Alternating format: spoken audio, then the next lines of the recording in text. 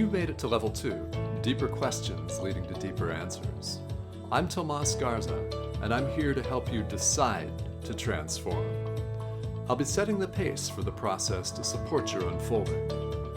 Learn and commit to a practice that brings simplicity and an awareness of what is ready to be released.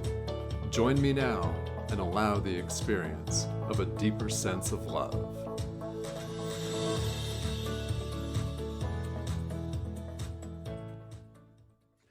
Well, hello, everyone, and welcome to Decide to Transform. I'm your host, Tomas Garza, and with me is a very good friend and spiritual teacher, GP Walsh, who is a regular contributor here to this show.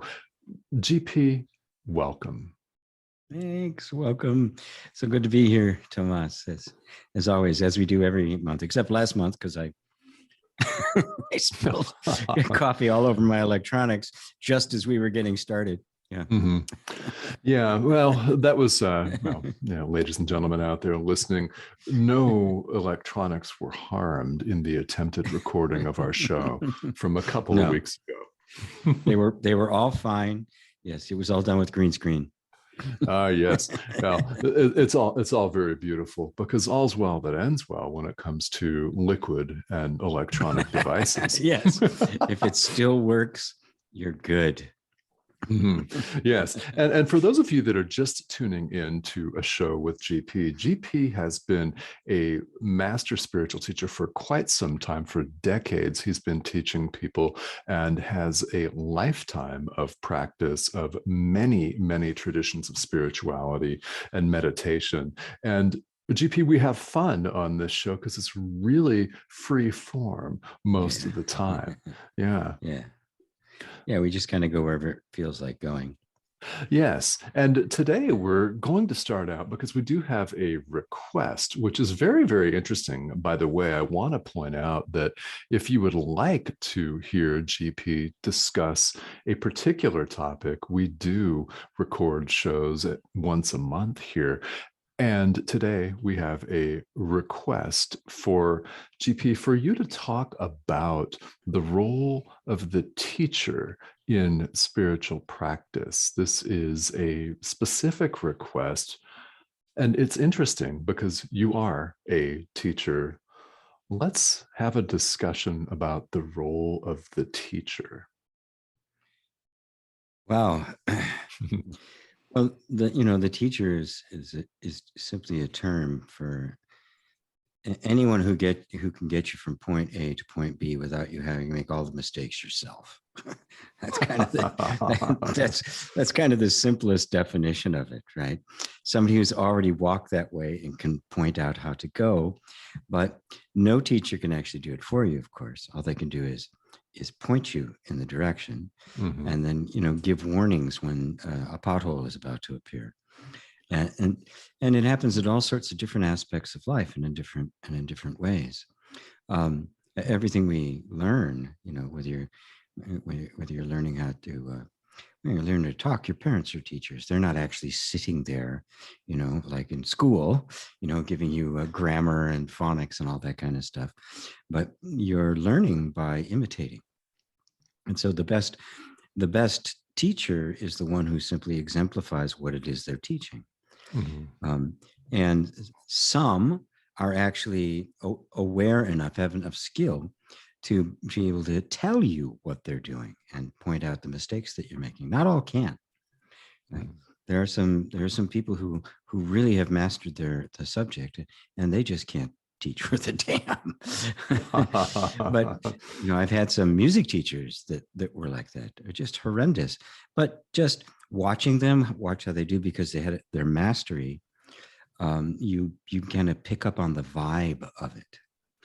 And that's an aspect of teaching that's really quite mysterious.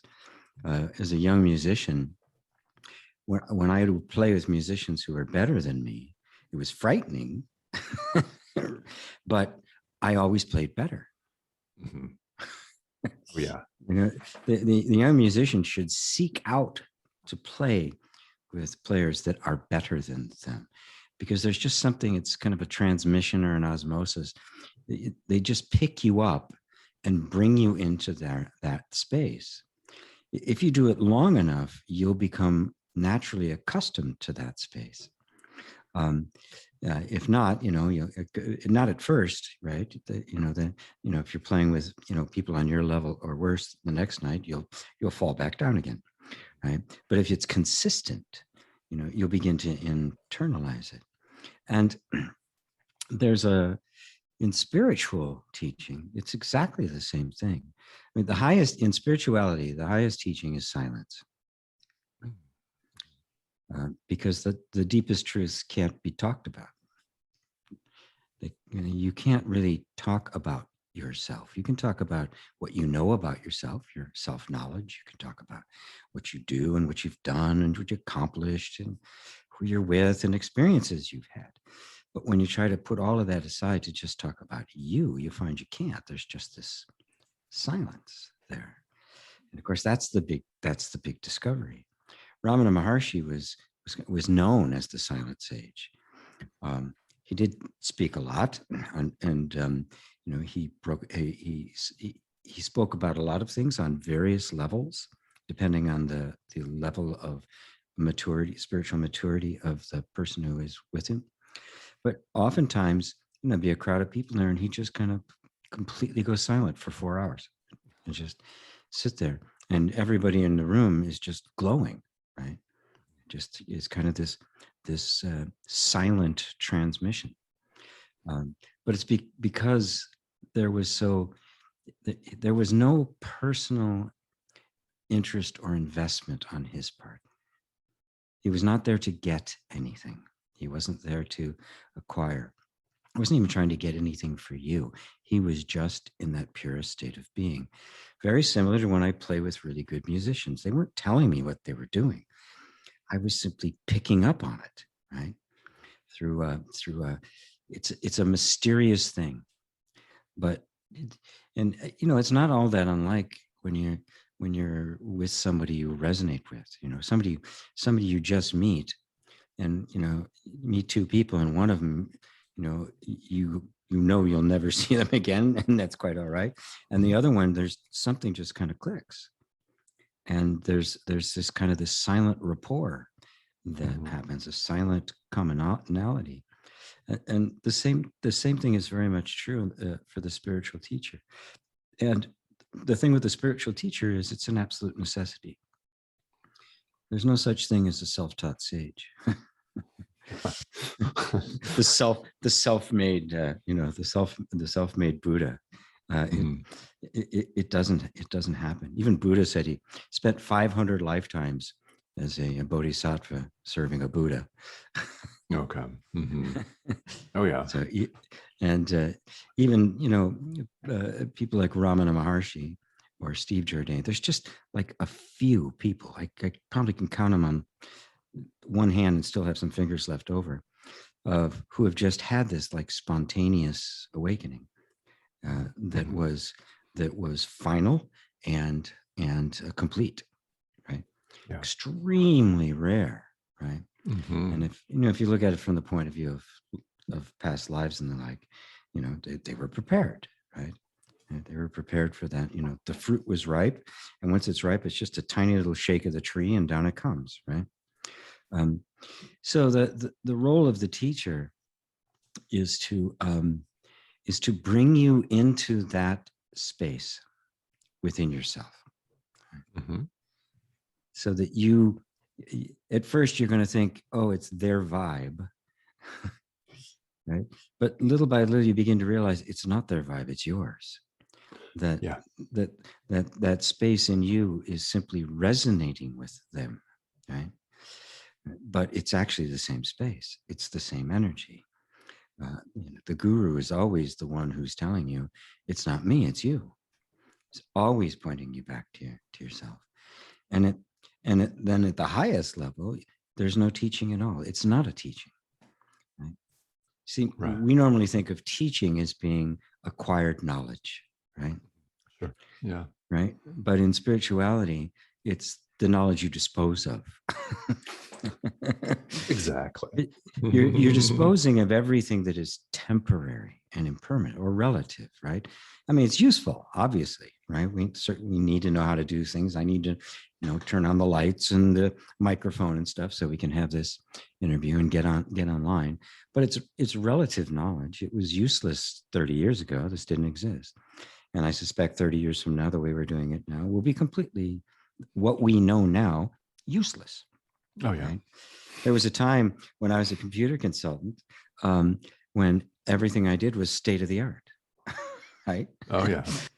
Now it's like, oh yeah, some old guy did that. I mean, completely obsolete, right? Hmm. So this is the way human knowledge works, and ultimately, I think it says in the Tao that the knowledgeable man gains every day, the wise man loses every day. Hmm. Because what we want to do is we want to see relative knowledge as relative. We get into trouble when we start thinking it's an absolute truth. This is the truth. And then we argue and fight about it and things like that. Because we want to hold on, but it's not the truth. It's never the truth. So ultimately, it goes beyond that kind of knowledge, that kind of knowing, and that kind of teaching. Right? Hmm. So now the teacher is really just pointing. The true teacher will say, I don't teach anything. I don't know anything. I can't give you anything. Right? And then just keep pointing you back to yourself. Right? Which for most people, the very first time they hear that, they don't even know what that means. What are you pointing back to myself? And then they'll recite everything they know about themselves. And I go, yes, those are all wonderful characters about you. You've just described the fragrance of the rose. Tell me about the rose. Oh, yeah. Tell me about you as you actually are. That's the teacher's ultimate job. Along the way, there's all sorts of great benefits that can happen, all sorts of life-giving stuff, Sure. life-transforming stuff. Yeah. Healing can take place, emotional, mental, and physical, right? Relationships can be harmonized. People's lives can be transformed. But that's not the point. That's the wake in the boat, right? You don't get in a boat to make a wake. You want to go somewhere. The wake just happens as a byproduct of it. So every step along the way, there's a maturing that's taking place, a spiritual maturing, and you can notice it. You become more patient, slower to anger, more contemplative. You don't react as quickly. You can see both sides of the coin. Yeah. When those qualities start emerging, you know something very deep is at work. You're not taking that strong position anymore. You're softened, and Right. as a result, you end up becoming more compassionate, Oh, yeah. more loving, more curious. It enhances intelligence because it's not being squeezed into a particular belief system. It gets some wings as to the kind of places that you can examine. I've listened to a couple of YouTube videos of ex-fundamentalist Christians who are now atheists, Oh, interesting. and Okay. just Hmm. talking about their story and about just what it meant to be able to actually investigate something without fear. and just the intellectual freedom that it gave them to question and the like, and they're beautiful. They're not bitter. They're not at all bitter. They just this beautiful maturing in them, and they're all relatively young. I would say 20s and 30s. One of them is I think like 24 or something. And I've seen a couple of them that were bitter, but and they're just very well reasoned. They just this whole world opened up to them simply because now they all became atheists, which I think is interesting. Right? Yes. Yeah. Right. So they completely dismiss the idea of any kind of anything outside the realm of the material model. I can understand why that would happen. Right. Right. I, Oh, yeah. I mean, science came on the back of the, of the church, and how many angels can dance on the head of a pin. And so, I mean, science really rescued us from, from, from the superstition and the power that went Yeah. with it. Right.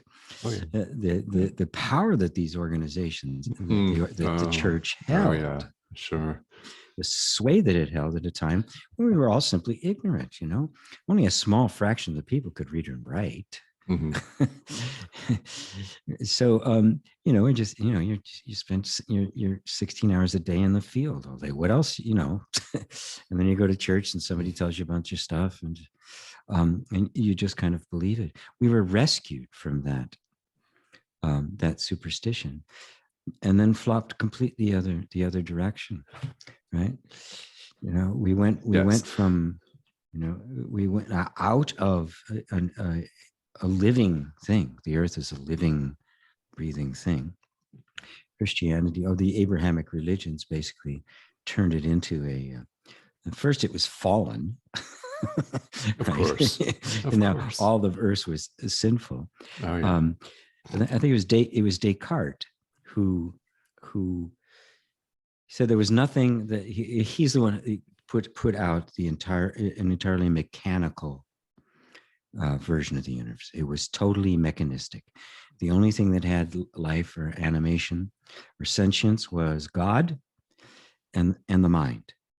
Everything else was a machine, and it could seem so. Calculus worked, physics worked, all of the things they worked until Einstein came along, and then in the beginning of the 20th century, other than a few mystical characters, like the quantum guys and Einstein, eventually all of the animation went away. There was nothing animate left at all. No more God, and mind was also just part of the mechanism.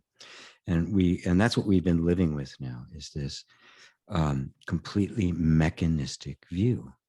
And the thing about spirituality is it's exactly the opposite. But Mhm. it needed to be rescued from the superstition, right? Right. And it's interesting because in the beginning, at the beginning of the 20th century, at the end of the 19th century, was kind of the emergence of the whole New Thought movement, right? With Mary Baker Eddy and Christian Science, and then there was Ernest Holmes, and then there were these other people that were and they were trying to present Christianity in the context of science. Unity did that, religious science, yeah. Yeah. In the context of science, try to free it from the superstition. I mean, they all pretty much fell under the under the hammer Mm. of the materialism of the 20th century, Sure. and I think all of them that would be gone had it not been for A Course in Miracles being written, which breathed new life into the whole New Thought thing. I think they would Oh, yeah. simply wouldn't exist Yeah. if it hadn't been for that. It could be. And in the late 20th century, yeah, and that was like 1976 that was published. Right. And there was suddenly it just started this new kind of animated life began to emerge. Just the coldness, the harshness, the effect that the materialistic model had, endless wars, 2 world wars, for crying out loud, nuclear extinction. Um, when we look at the fruit of what this very, very fundamental view of things is, we go, oh my, really? Is this really it? Mhm. Because the materialistic model is nihilistic. Yeah. There really is no meaning, right?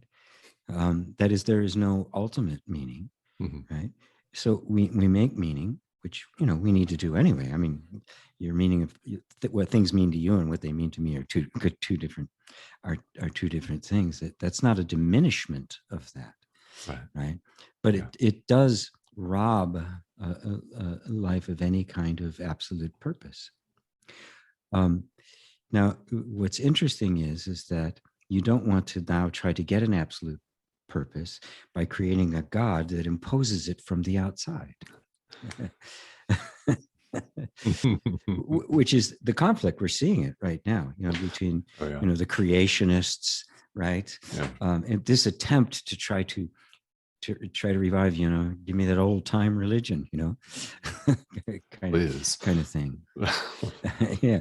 How far back should we go? Zarathustra, Athena? Give me that old time Greek religion with give me more of Pan and Bacchus by all means. Why not? No. So, what it's really about is to discover what spirituality is. When it's divorced from religious dogma, right? It becomes separated out from just rules of behavior. Oh, yeah. Rules of good conduct, which are necessary, right? We want to have some ground rules for how we're going to treat each other, Yes. Yeah, I'm not going to go into your house and take your stuff, right? I think it's a good rule we can all agree on, right? It's not an absolute. No, they're not absolutes. They are relative. There is no God up there imposing stuff on us. And if we can grasp that, then we can begin to see what the real spiritual quest is, right? The material model is completely unsatisfying, right? And even the scientists themselves admit it's called the great problem of consciousness. How do you explain self-awareness? All right. That's you can't do it in you can't do it in purely materialistic terms. Right? No. And this is the place where the true teacher is always pointing you. So when I would say, like, yeah, that's about you, what about you? I'm pointing back to the consciousness, the sentience, right? That is animating your body, the thing that's hearing my words right now. Right? Yes. This microphone isn't hearing my words. The wire isn't, right? Your headphones aren't, right?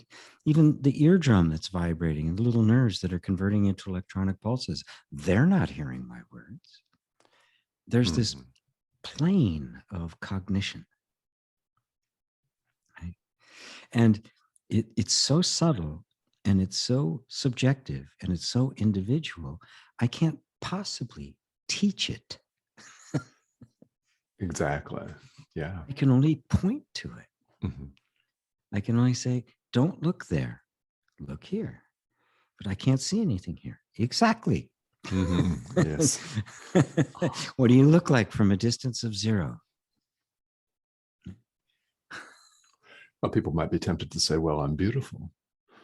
Great. You are. Yeah, you are. I love it. All right. Yes. You absolutely are. That is perfection. It's silent. It's empty. It's spacious. It's not confined to a form, right? Yes. But the true teacher will say things like that, and then say, "Don't take my word for it. Look, yeah, look for yourself. If you take my word for it, it's just another belief. It's just another religion." Right? Next thing you know, I'll be asking for you to sign your estate over to me and drink this Kool-Aid. Oh, no. No, thank you. No, thank you. No, not in South America. We're not going down there, right?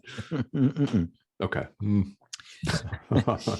No, that's how it works. That these beliefs, they compound themselves, and then you see the obvious false teachers. And unfortunately, fortunately and unfortunately, those examples, people just kind of withdraw to reject all of them, all Yeah. spiritual teachers, Yeah. right? And it's the safest thing to do. Obviously, if I reject them all, I'm not going to get duped.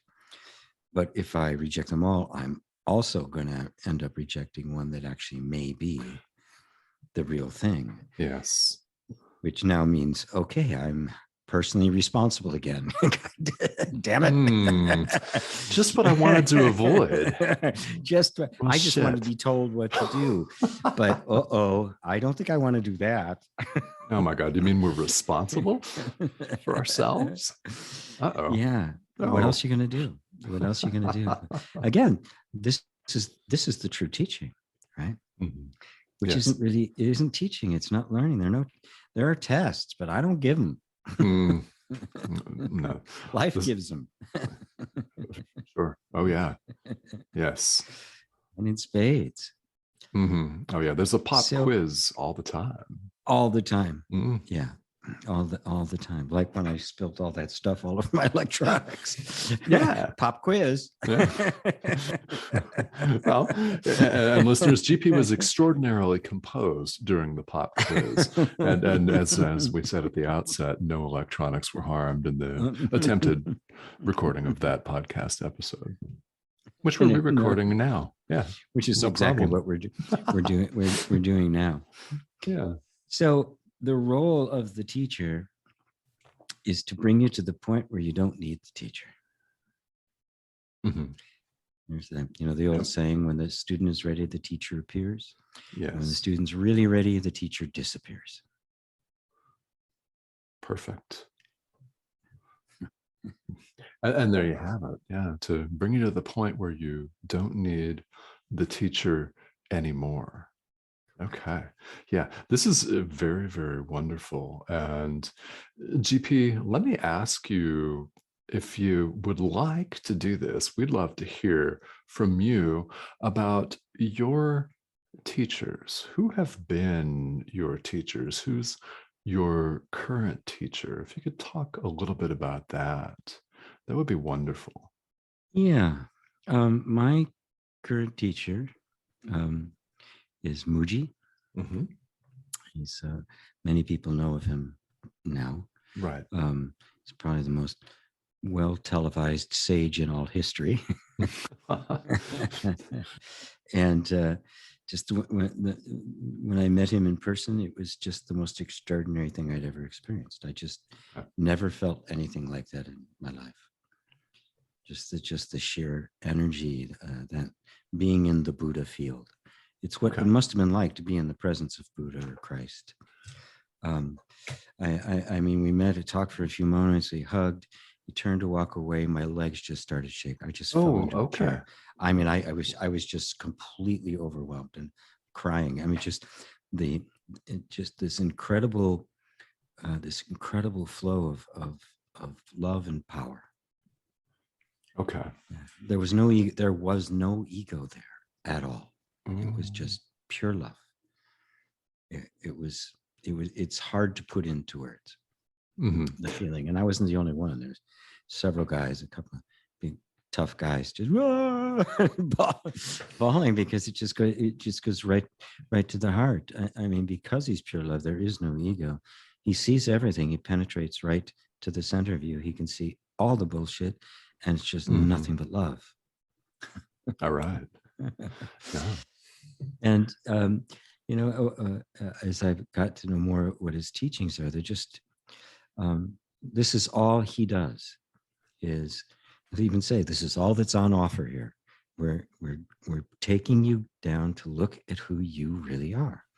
Just put everything else aside and come right into who you are. And so that kind of intellectual precision mixed with just a really great wit, sense of humor, and a Jamaican accent on top of it. Oh, beautiful! All right. Yeah, he's from Jamaica, yeah, via the UK, yeah.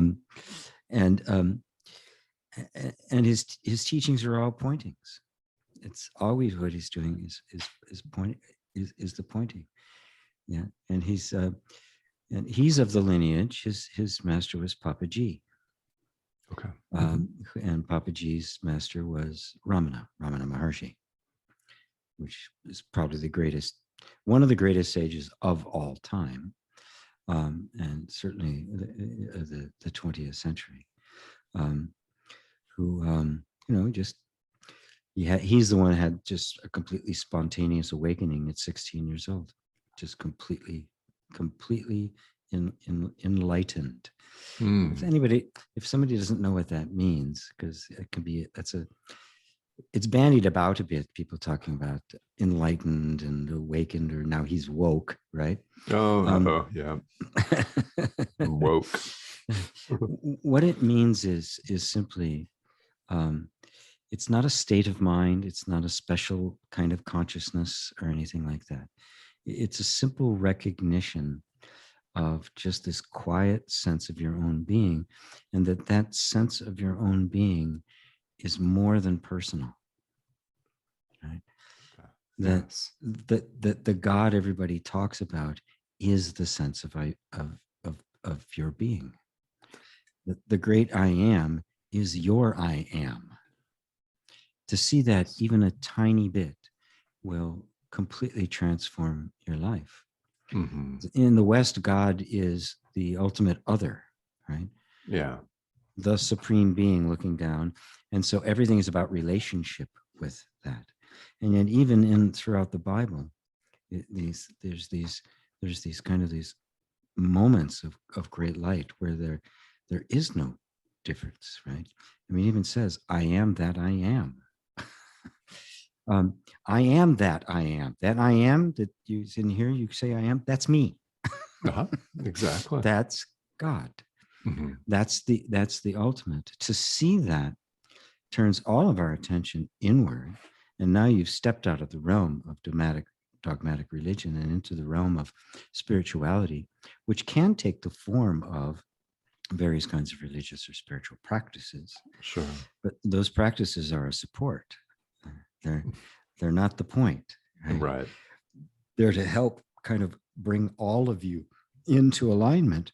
Because if you spent your whole life thinking about God as other, how you're dealing with the world, a particular way of being, going all the way back to childhood, that's so ingrained into your whole nervous system and personality and disposition that the momentum there is going to be beyond thoughts, feelings, and responses and the way we live. Mm-hmm. And so a momentous thought, a momentous insight, seen as something, my God, it's true that the I am is God, is not immediately just going to unseat, decades of conditioning, right? Wow. It's still going to kind of grind along, right? So that's another job of the teacher, is to work with you in that place, to show you, no, this is what's supposed to be happening. This is conditioning. This is you. It is just your conditioning that you have mistaken for yourself. And that is so liberating. Yes. Right? And it's so easy for us to fall, because they're habits of thought, they're habits of behavior, they're habits, emotional patterns, reactive patterns. And we're so used to them, we take them for granted that we just assume, well, that's just me. That's just the way I am. Oh, No, it's yeah. not. Yeah. Mm-hmm. No, it's not. It's the way you were taught to be. And you were taught so well that you forgot who you actually are. Oh, yeah.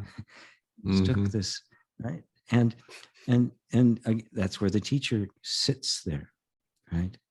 Now, I will sometimes refer to it. There's a pre-awakening sadhana or practice, and a Okay. post-awakening sadhana Oh, practice. sure.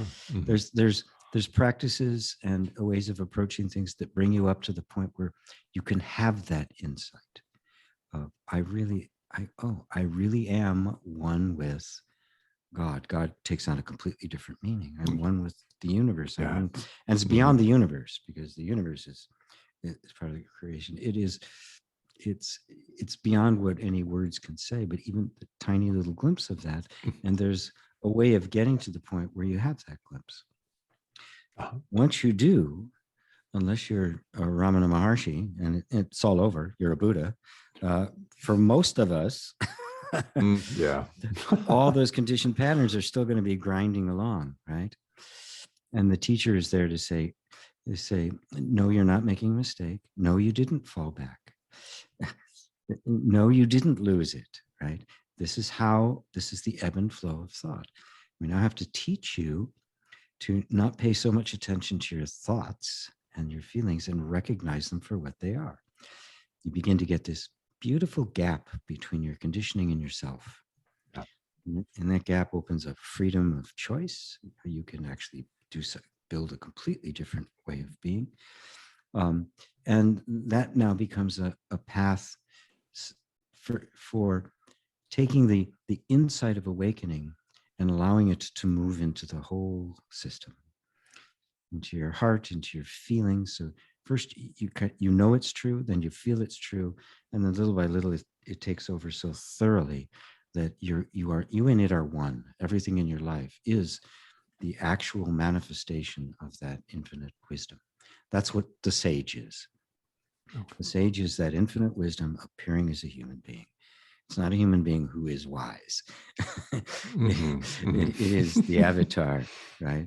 That's what I felt with Muji, right? Okay. It was not that it was pure wisdom, pure love, beyond personal, that was just appearing as this rather interesting character standing in front of me.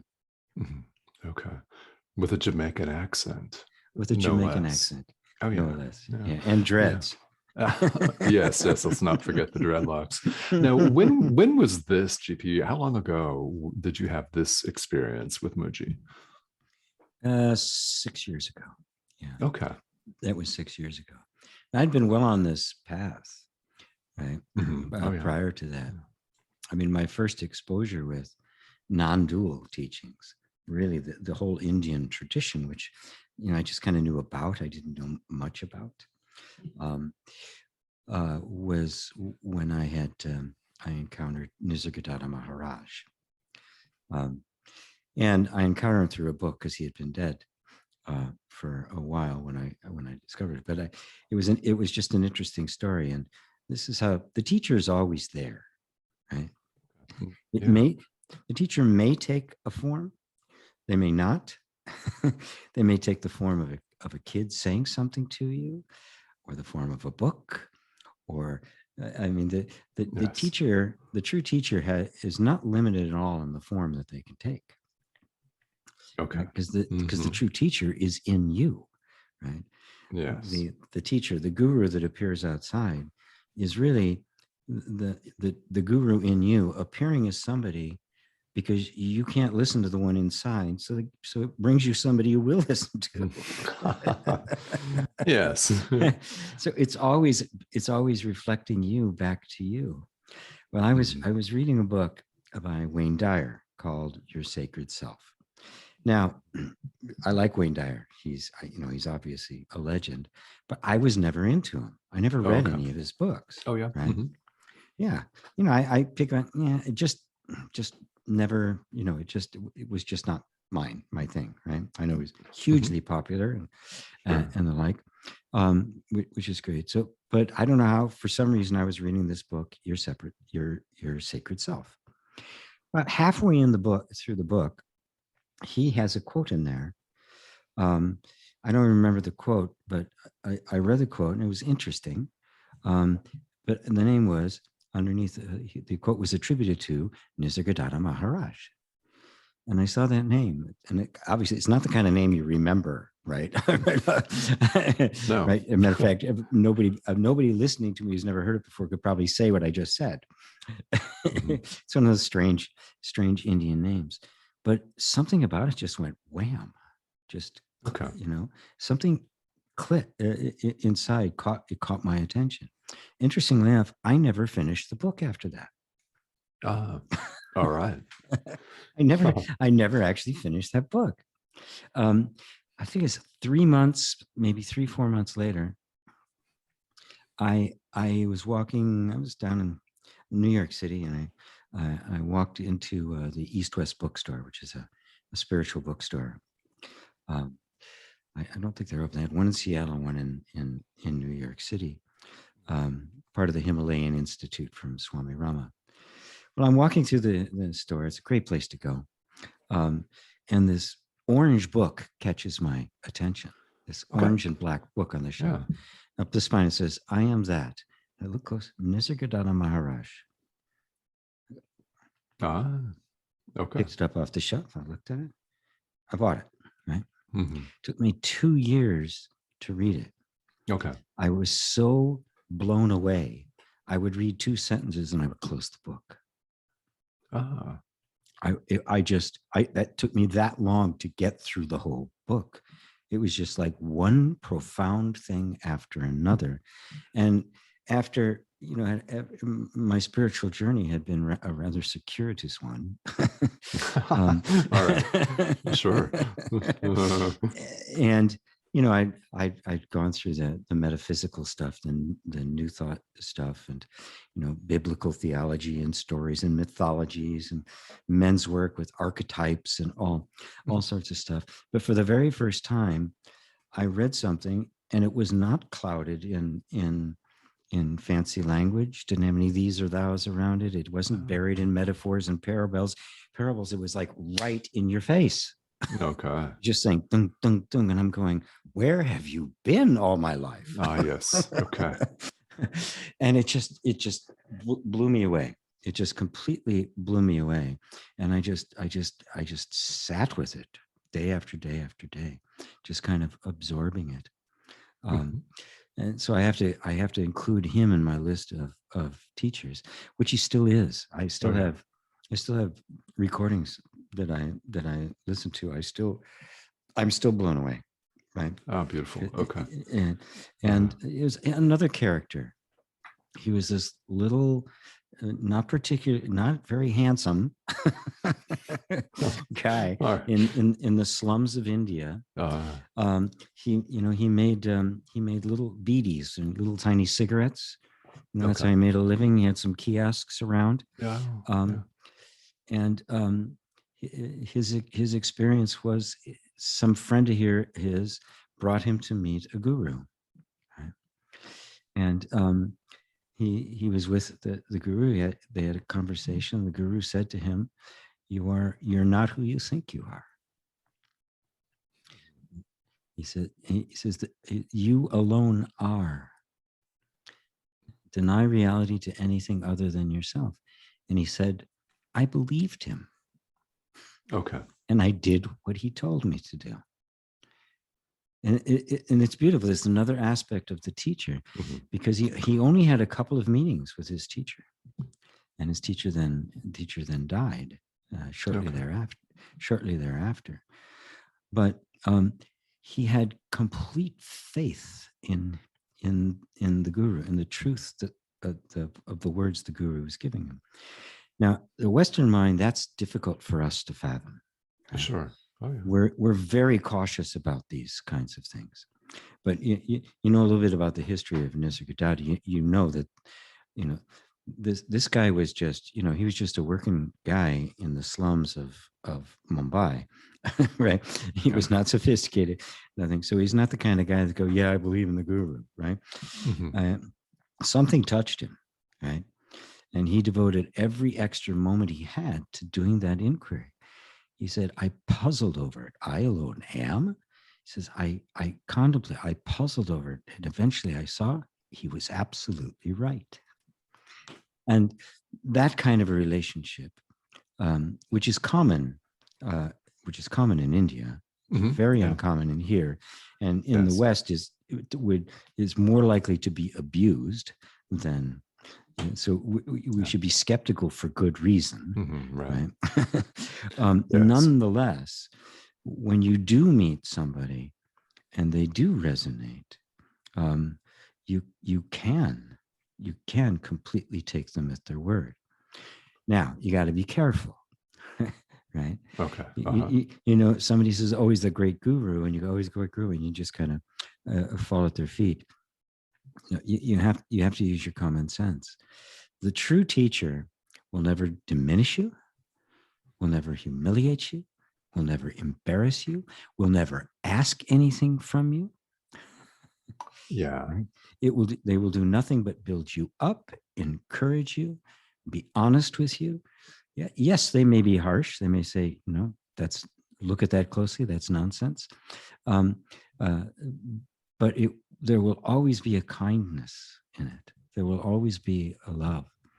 And this is, if they meet that criteria, then you gotta keep her.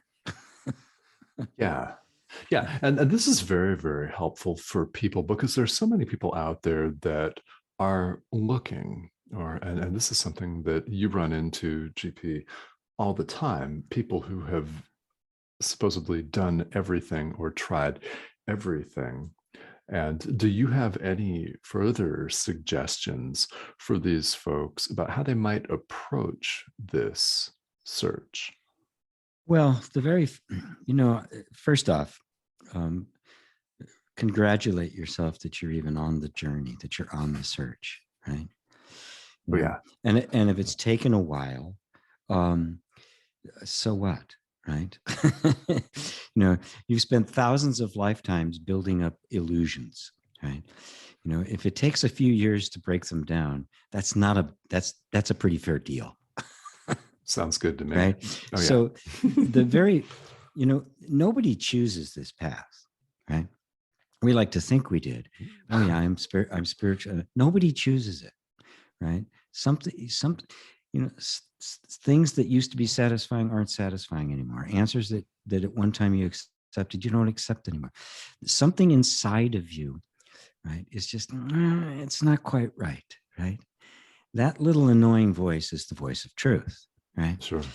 Truth doesn't have to show up as beautiful angels and rainbows and dolphins. It can show up as very difficult times, being put under a pressure.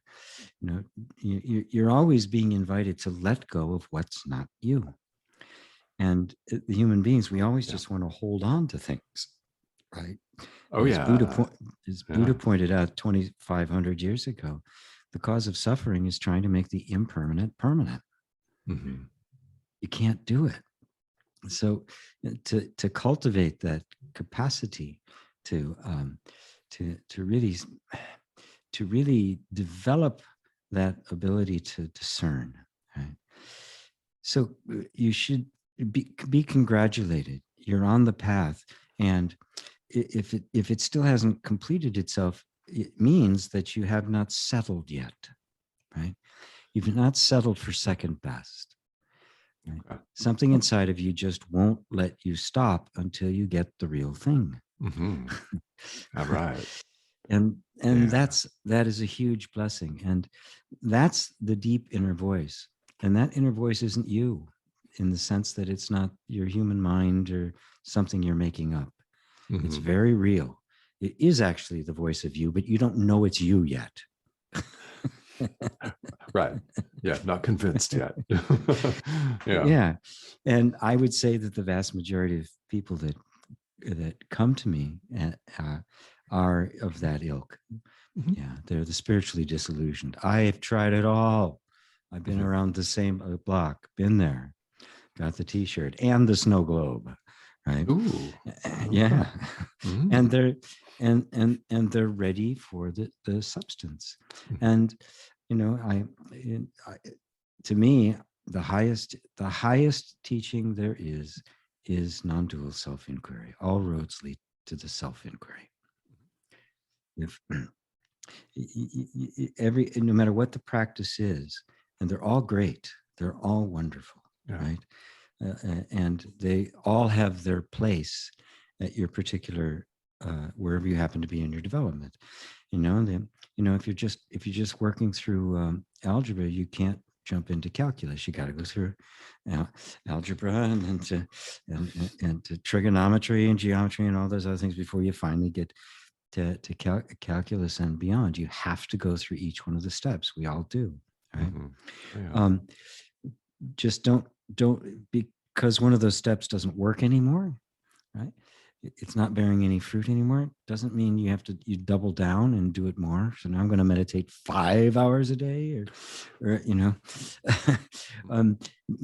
It means that it's very likely that it has simply run its course for you, and there's a new level for you to get to, and they all converge at self-inquiry, which is not a practice. It's not self-improvement. You're now piercing, you're questioning absolutely everything you believed to be true. And once you have completely set aside everything that isn't true, what is left will have to be the truth, the pure you. That's what we're after. That's what we're all truly seeking. We're all truly seeking ourselves. Yes. Nothing more, nothing less. Yeah. Nothing more, nothing less. Mm-hmm. Yeah. Because where else can you be satisfied? I can't be satisfied with anything that isn't me. It'll never quite fit, right? Only if it's genuinely me will it be satisfying. Will it be, there'll be a contentment. There'll be the feeling of being home. Absolutely. Well, and that is ultimately what we're all seeking, even if we're not convinced of that yet. But again, no, it's absolutely true. It's absolutely true. Even if you're seeking, if you're a hedge fund manager trying to get your next billion, you're seeking yourself. You are seeking happiness. Right. You ignorantly think that the happiness is in yet some other acquisition. What you're really seeking is you, because there can be no other source of happiness except the truth of you. Yeah, and which is beautiful and liberating. And I hope that you listening out there will take that as such. And again, GP, and I also congratulate you for not settling. If you're having these questions going through your mind, this is beautiful. GP, how can people get a hold of you to find out more information about you or to work with you if people are so inclined? gpwalsh.com. All right. Very easy. I made it as short as I possibly could. Too bad I don't have a last name like Ing or something. then it would be even shorter. But yes. So gpwalsh.com is my official site that will link you off to the classroom where I have a bunch of classes. It talks about the satsangs I do every Sunday at 3 p.m. Eastern on YouTube, which is just YouTube/GP. Excuse me, /GP Walsh. That's my channel. Yeah. And I've got hundreds of videos up there. So that's a place where you can learn more about it. And if you want to meet with me privately, you can set that up on my site. You want to take one of the classes. Those are all available on the site. Yes, and it's gpwalsh.com. Now, I guess if they had gping.com, that would probably be a premium domain and they'd want you to pay. Jeeping, yes. Jeeping. Yeah, you get down to three or four letters and you can't get those. They're unavailable in 2021. What do you do? All right. Yes. And gpwalsh.com. And for those who are new to GP's teaching, satsang is a really beautiful way to get acquainted with this. And that is on GP's YouTube channel, Sundays at 3 Eastern. It is a question and answer period, which is really it's quite wonderful. People join in from all over the world, and you're more than welcome to tune into GP's YouTube channel. Well, GP, I've learned a great deal, as I always do when we're chatting. Thank you so much for joining me here today. Oh, it's great. I hope everyone understands that the teacher's always there. It's always guiding you. Sometimes it takes the form of a person, sometimes it doesn't, but you are never without that. Never, not for one moment. Yeah. That's right. The teacher is always there. Guys, thank you so much for tuning in to Decide to Transform with GP Walsh. Everyone have a great day. We'll see you again very soon.